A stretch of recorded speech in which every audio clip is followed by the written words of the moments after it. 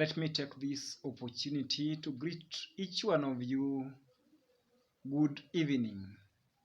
Yes, we thank God who has granted each one of us opportunity to be alive and to be well and to be able to conceptualize issues pertaining to development.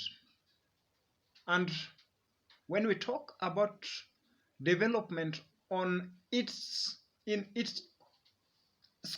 entire scope, we should understand and underscore that there's no way we can speak about development when we assume politics, when we assume leadership, when we assume government. So the two go hand in hand. So therefore, if we decide to speak about development, of which should be our main agenda or maybe main point of interest as people of Kenya and as people of Africa, then we'll be forced to look at the type of the political formations that we have over the years and that is about to take over from the presidency and from the regime of the current president Uhuru Kenyatta. We've seen many political formations. We have a Yuda party headed by Ruto, Deputy President William Ruto, to give some respect. I'm sorry. We have Raila Amolo Odinga, who has not spoken, but in many occasions has indicated that he is going to be in the ballot. We have Oka One Kenya Alliance, who are also going to be on the ballot, and we are seeing them how they are trying to convince people. And Akin Kenya must have realized something. You see, when we see politicians, more so in this very critical moment of campaigns, their words, we should not only interpret them politically, but they should help us to know how the government has been running all along from the time it was formed. And to be surprised if you've listened even to the interviews that have been conducted by Jeff Koinange and those other famous journalists in our televisions, Citizen, KTN, all those, you will realize whoever has watched those interviews must have realized that all the words that we are getting are the accusations. There's no good thing from those interviews. Last time I got privilege to watch the interview between Ndindi Nyoro. Yes, he's called Ndindi Nyoro and a fellow, I don't know, his name is maybe missing me here. So the two, I think it was on 28th, date 28th. So the two, if you maybe go back to that interview, you will realize and whoever was being interviewed with, together with Ndindi Nyoro, was the Jubilee Whip. Maybe his name is maybe getting away of me. So the interview is surprising maybe to the ears of a goodwill Kenyan, a Kenyan who dreams of the future of the country, because they are the same people in the government who has been in the Jubilee government all along, and they are accusing themselves. And they are accusing themselves so passionately, giving statistical data to justify how their government has failed. And this has been seen In many interviews, if you may take your time to go through, what am I talking about here? We live in a country that is full of potential if we were to embrace its potential. But we've not embraced that. We've not embraced its potential. As I started earlier, I said when we are talking about development, you see, a development is just a progression from one step to another. If I can just give it a summarical explanation, just you are making a step from one level to another, an improvement, an enhancement in one's life. We enhance, and this development, I understand it in the context of the basicity or the basic needs of human life. We call them human happiness index. All those things that make man happy, those are what we are talking about here.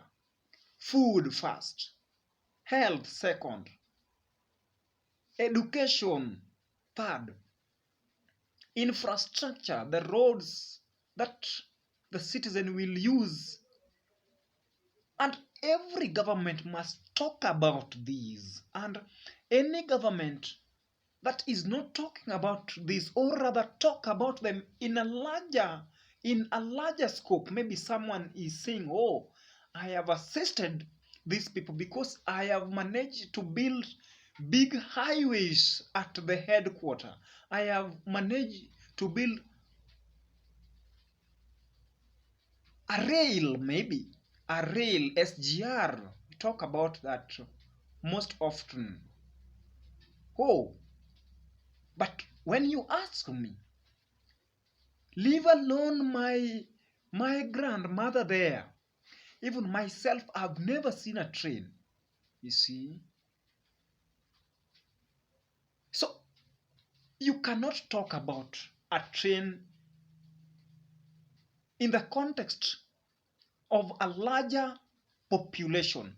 The larger population that depends on the government are people who are in the village, are people who does not need all those things we are talking about. They does not need railway because they lack money to use it anyway. They don't need large or maybe improved highways at the headquarters. After all, they've never gone to Nairobi anyway. They are just within their peripheral homes, and where they are is where we must address them. So when we are talking about development, we must decentralize it to that extent that it must reach that old woman in the village who has never even reached their headquarters. Maybe in this context, I can use maybe Homa Bay County. Someone has not even reached their constituency. And now you talk about you built highway in Nairobi, surely. Have you assisted that person? And these are the majority in Kenya. So we cannot talk about development when truly the things or the roads or the basic needs or the health, this health, education, using the community resources to settle people's needs, we've not addressed. We cannot talk about development. So therefore, our politics matters a lot because leadership does it all. Oh, one person or maybe two people can never achieve this in the village. whether they be rich, to what extent they can never achieve. So it is the role of the government to find ways. I've been listening, people are saying, oh, we are coming up with, I don't know, bottom up model. Oh, is good. We are coming up, I will pay a certain amount of money to people. Is good because it is their opinion. But at least someone will come and say, I've realized that the people from this community, for example, the people of Kisii, they are producing tea. The people from the larger Nyanza, the main or the basic economic activity in that region is sugarcane plantation, is in large scale. So I will base my agenda on the community-based transformation by using these resources to transform them, because I believe if we use the community resources, that is when we shall have started assisting people in Kenya. Because every community, I believe, oh, they have their economic resources, but they lack money.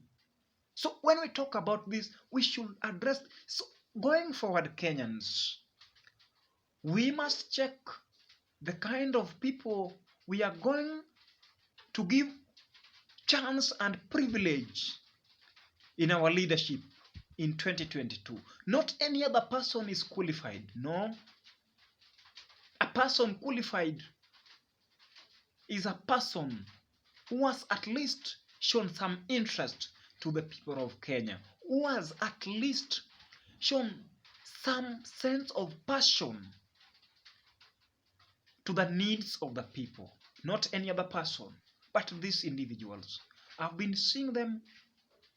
Oh, I've been trying to analyze.